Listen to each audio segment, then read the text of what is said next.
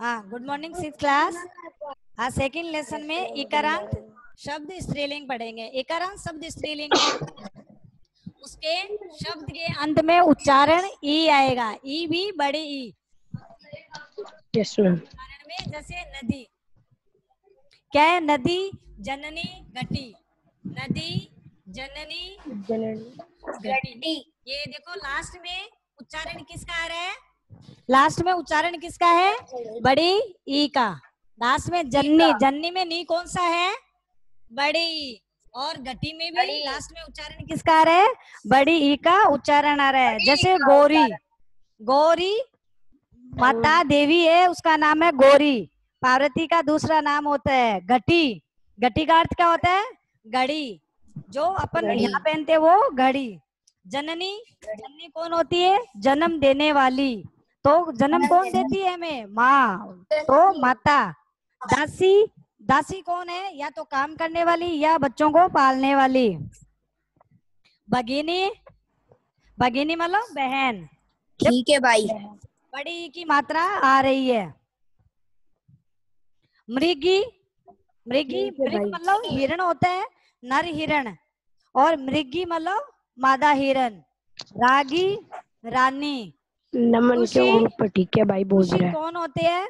विदुषी, जो इंटेलिजेंट है, जो बहुत ज्यादा होशियार है, उसको विदुषी।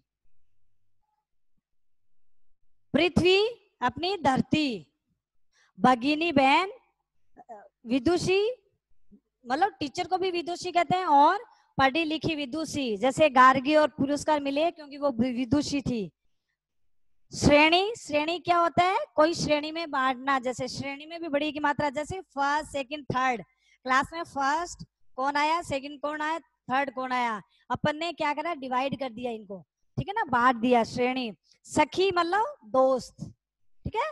सखी सहेली, दोस्त होता है सहेली, जैसे लड़कियों। नटी मतलब, नटी मतलब एक नट, तार के ऊपर क्या होता है? करतब दिखाते हैं, उनको अपन नटी। नट आदमी दिखा रहा है तो नट, और लड़की दिखा रही है तो नटी। पुत्री, बेटी, ठीक है। इन सब में ये जितने भी एग्जाम्पल अपन ने यहाँ पे देखे हैं, ये सारे क्या है? ये सारे देखो बड़ी की मात्रा, पुत्री बड़ी की मात्रा। तो ये इकारांत शब्द है, वो भी स्त्रीलिंग में है।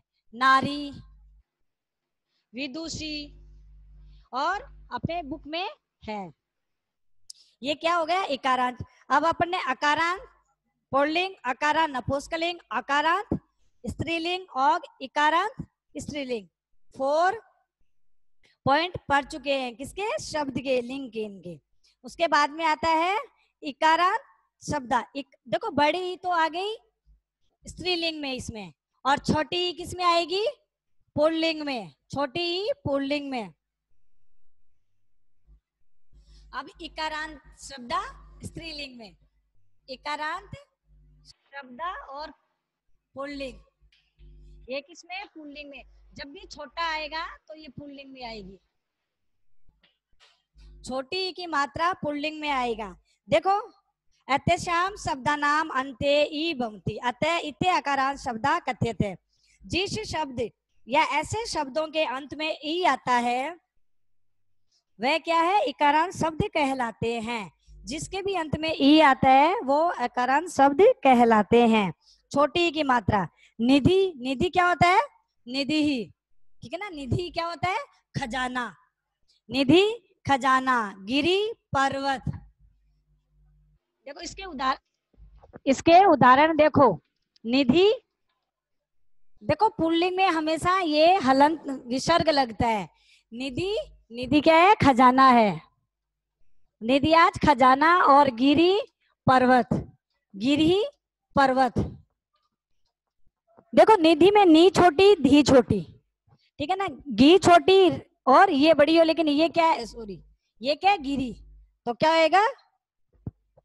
इकारांत पुल्लिंग शब्द। कपी, कपी है, ये देखो छोटी ही कपी है, मतलब बंदर। कपी है बंदर। हरि, हरि मतलब भगवान, हरि भगवान। यति यज्ञ। भूपति, भूपति, ती में कौन सी मात्रा? छोटी, तो राजा। असी, असी तलवार।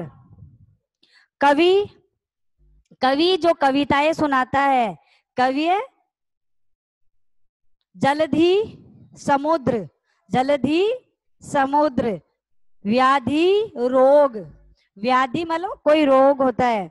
अतिथि मेहमान। अग्नि आग। ये अपने इकारांत शब्द है। अब छोटी ई से लगा हुआ कोई भी शब्द आएगा तो वो क्या होएगा? इकारांत पुल्लिंग होएगा।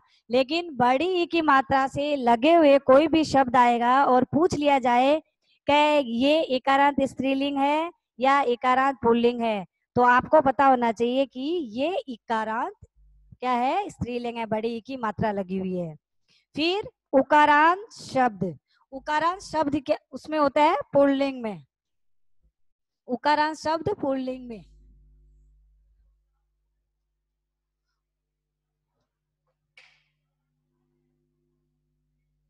उकारांत शब्द, उकारांत शब्द पुल्लिंग में।